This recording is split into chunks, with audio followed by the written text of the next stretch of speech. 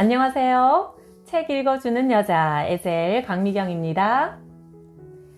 독일 본 대학에서 간 종양학으로 의학박사 학위를 받으신 박관 목사님은 서울 광진구의 독일내과 원장님이자 전인 치유교회 담임 목사님이십니다. 몸과 영혼을 동시에 치료하는 전인 치유 사역을 하고 계시는데요. 병이 나면 병원으로 가야 할지 기도를 해야 할지 지난 시간에 이어서 계속 한번 들어보겠습니다. 20대 여대생이 아버지와 함께 수척한 모습으로 진료실에 들어섰다. 큰 교회 장로인 아버지와 함께 그녀는 성가대원으로도 봉사하며 신실한 신앙생활을 하고 있었다. 약간 비만이었던 그녀는 대학에 들어가면서 살을 빼기 위해 피나는 노력을 했다. 수년 동안 통조림과 라면 등 나름대로 저칼로리 인스턴트 식품만 골라서 찾아 먹었다고 한다.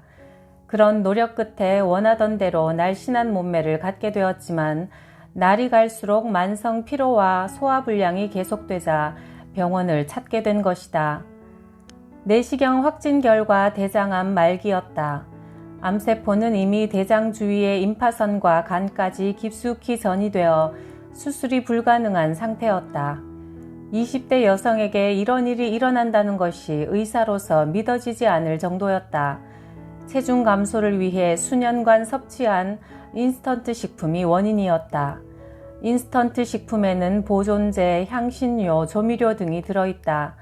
거기다 식품을 데울 때 스티로폼 용기나 종이 용기를 덮고 있던 염화 비닐에서 다이옥신 같은 발암물질과 환경 호르몬이 다량 유출되어 몸속에 흡수되고 축적된다. 이 물질들은 지용성이라 소변이나 대변을 통해 배출되지 않고 대부분 복부 피하 지방층에 쌓인다.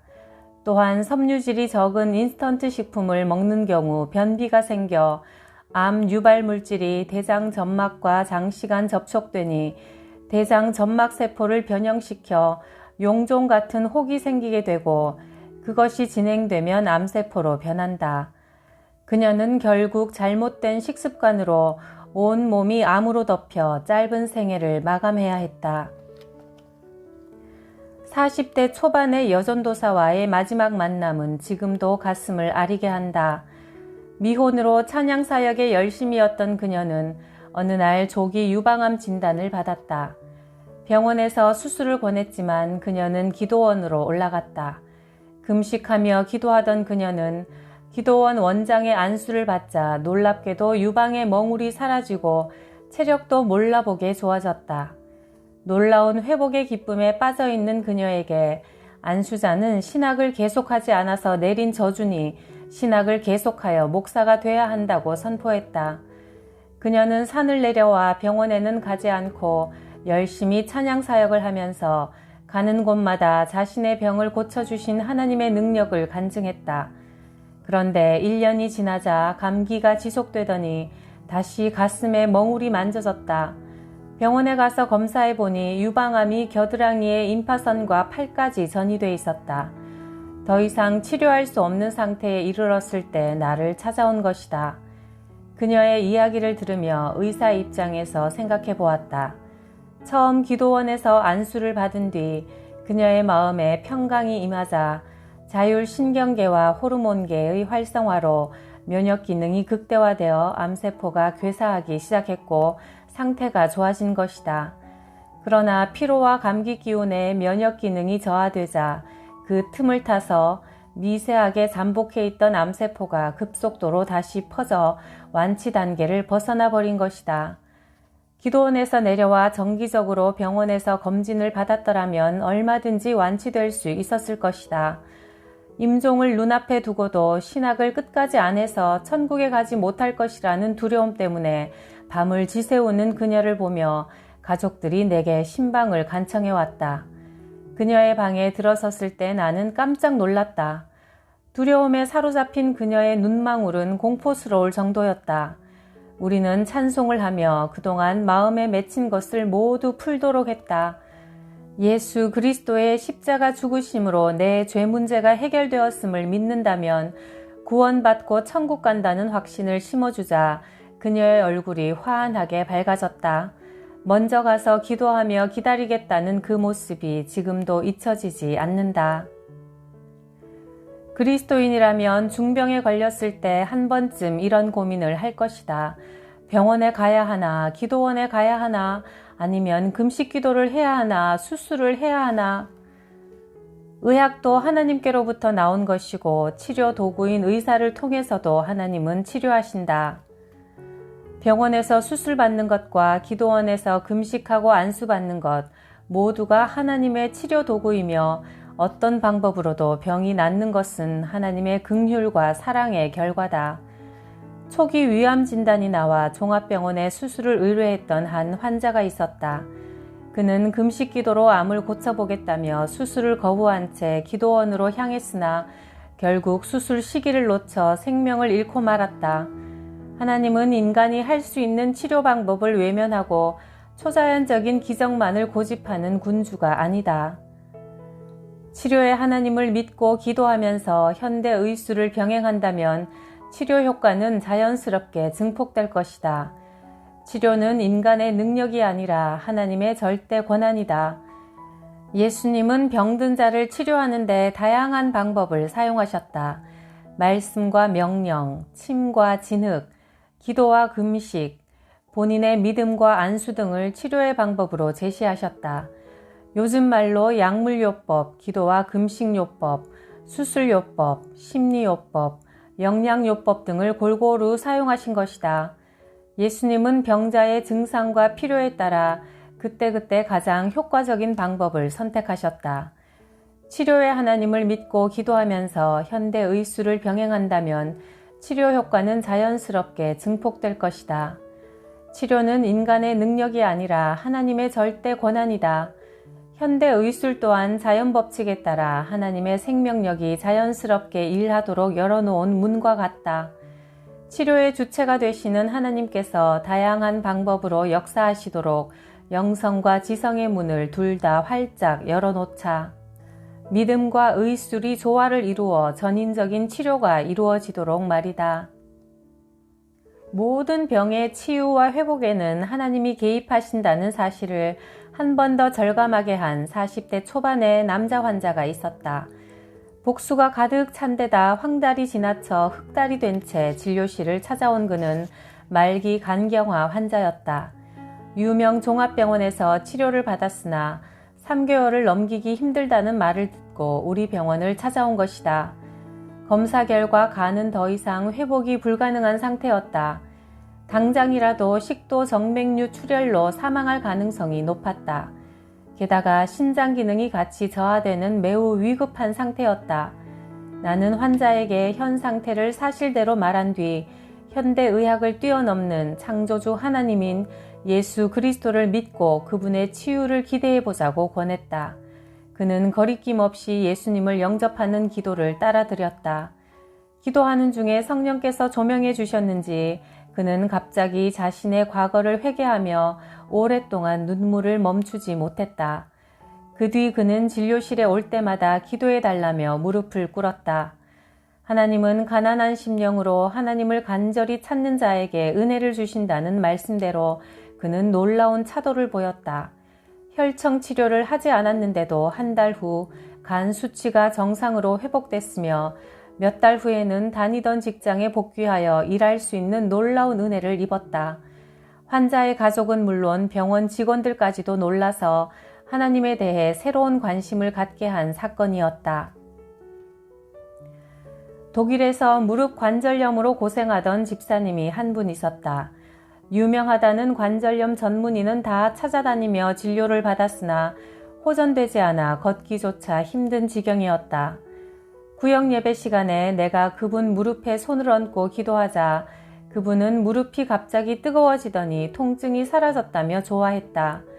며칠 후 주일 예배 때 그분은 다리가 씻은 듯이 나았다며 기뻐 뛰면서 많은 사람에게 간증했다. 그 다음 기도회 때 나는 손목 관절염으로 고통받고 있는 남자 유학생의 손을 잡고 기도했다. 유학생은 하늘에서 불이 내려오더니 통증이 없어졌다고 신기해했다.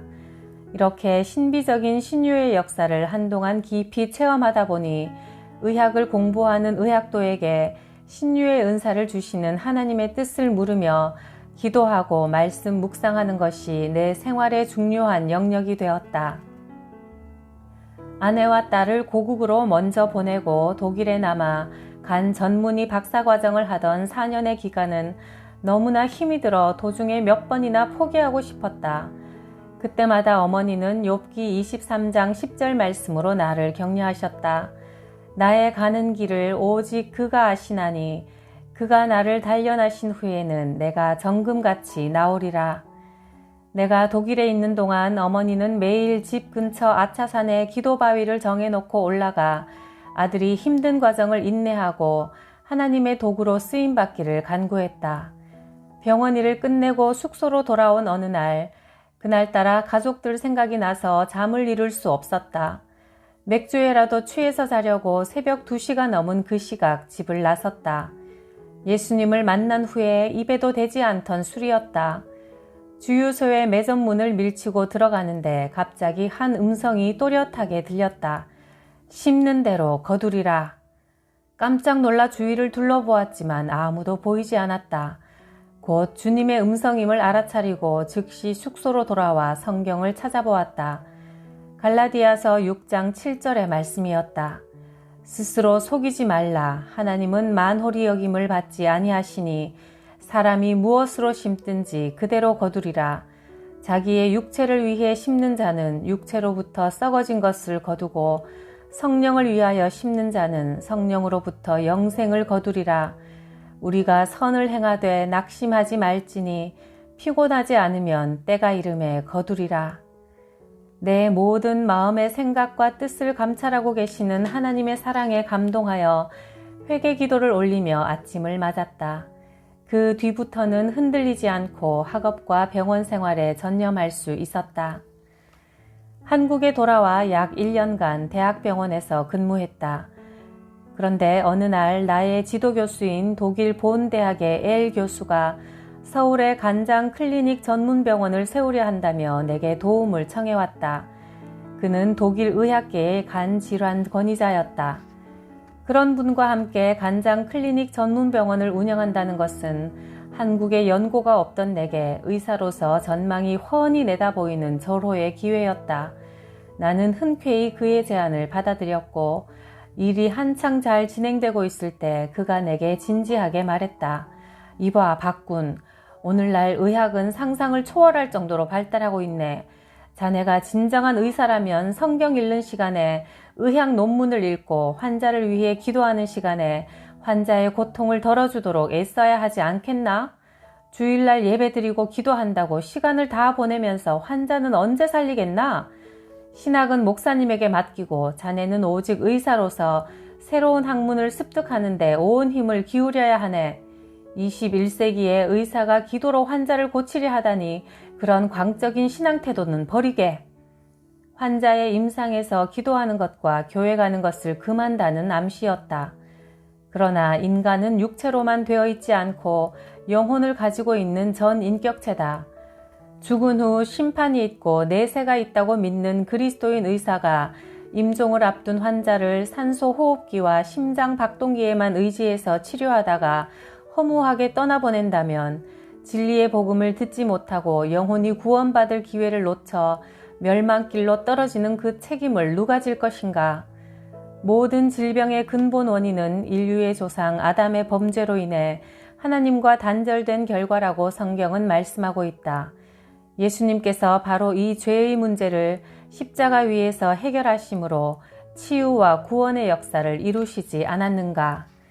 모든 병의 80% 이상이 정신적인 요인, 즉 마음의 갈등, 적개심, 분노와 같은 상처로 인해 생긴다는 통계가 나와 있다. 중병뿐 아니라 소화불량, 두통 같은 가벼운 질환들도 대부분 스트레스로 인해 생긴다. 따라서 모든 질환은 의학 치료를 넘어 인격을 치유하여 해결해야 한다.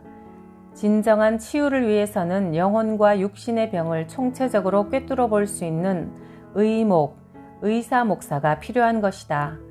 엘 교수와의 신앙적인 견해 차이로 나는 온몸에 스트레스성 발진이 생기면서 가려움증 때문에 잠을 이루기 힘들 정도가 되었다.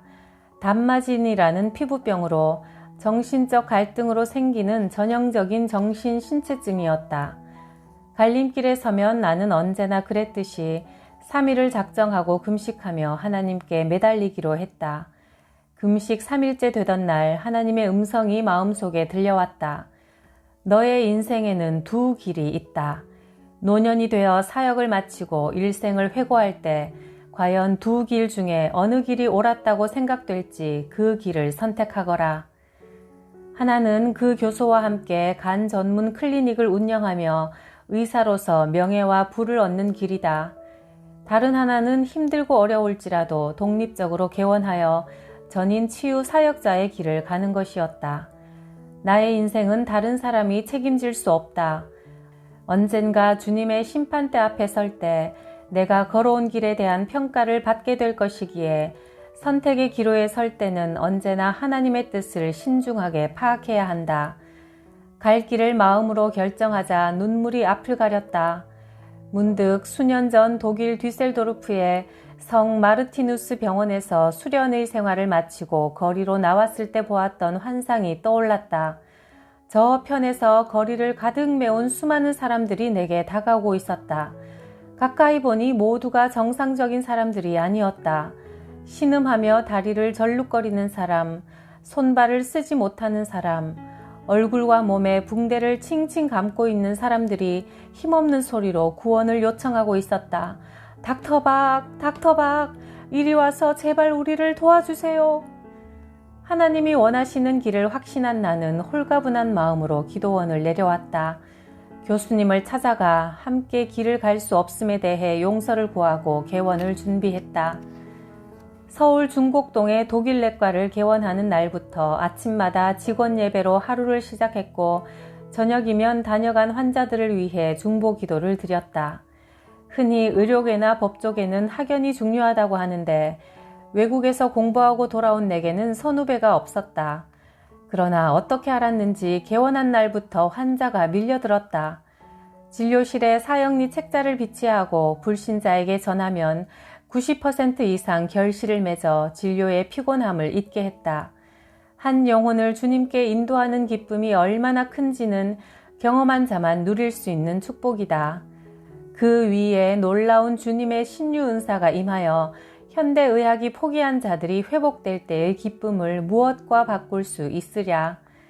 개업한 후 일주일 정도 지났을 때 70대 초반의 할머니가 가족들의 부축을 받고 수척한 모습으로 진료실에 들어섰다. 할머니는 소화가 안 되고 몸무게가 계속 줄어든다고 했다. 진찰대에 누이고 배를 눌러보니 딱딱한 것이 손에 잡혔다. 정밀 검사를 해보니 위암 3기가 넘은 상태였다. 서둘러 할머니를 종합병원에 의료했지만 나이도 많은 데다 수술하기에는 이미 늦어 가족들은 모든 것을 내게 맡기겠다며 다시 할머니를 모시고 왔다. 현대의학으로 볼 때 6개월을 넘기기 힘든 상태라 고통을 덜어드리는 처방 외에는 다른 방법이 없었다. 독일에서 시술하는 면역요법을 병행하면서 가족들과 할머니가 아직 교회에 나가본 적 없다는 말을 듣고 천국 복음을 전했다. 할머니는 거리낌 없이 그 자리에서 예수님을 영접했다. 이제는 돌아가셔도 천국으로 가신다는 안도감 속에 걱정과 부담 없이 할머니를 마음껏 치료할 수 있어 좋았다. 처방한 후에는 꼭 아픈 부위에 손을 얹고 통증 없이 견딜 수 있기를 간절히 기도했다. 일주일이 지나자 가족들의 부축 없이 할머니 혼자 환한 웃음을 지으며 진료실에 들어섰다. 한 달이 지나선 아차산 약수터에 올라가 약수를 받아오기도 했다. 병원에서 포기한 암 환자가 이렇게 빠른 시간에 회복되니 본인은 물론 가족들이 매우 놀라며 고마워했다. 3개월 후 다시 한번 할머니의 위를 검사했다. 그런데 암덩어리가 있을 자리에 작은 흔적만 남아있는 게 아닌가. 할렐루야. 의학적으로는 도저히 설명할 수 없는 기적이었다.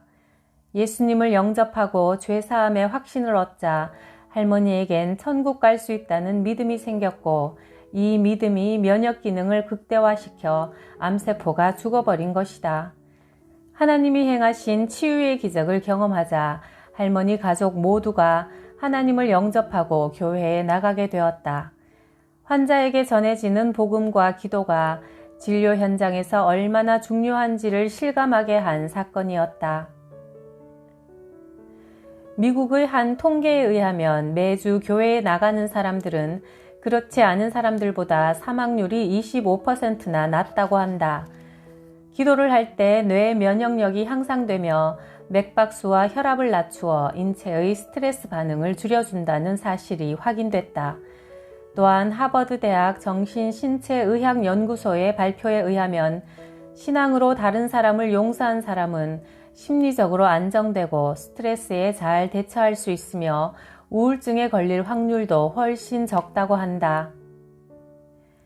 만병의 근원이 되는 스트레스를 어떻게 극복할 것인가? 첫째, 하나님과의 관계를 회복해야 한다. 하나님이 있어야 할 자리를 다른 것이 차지하고 있으면 양심이 거부하기 때문에 각종 신경증이 생기고 그 결과 다양한 정신, 신체 질환들이 발생한다. 그러므로 먼저 하나님과의 관계를 바로 세워야 한다. 그는 말씀 묵상과 기도, 예배와 선행을 통해 하나님이 마음의 중심에 거하면 신경증은 자연히 치유된다고 주장한다.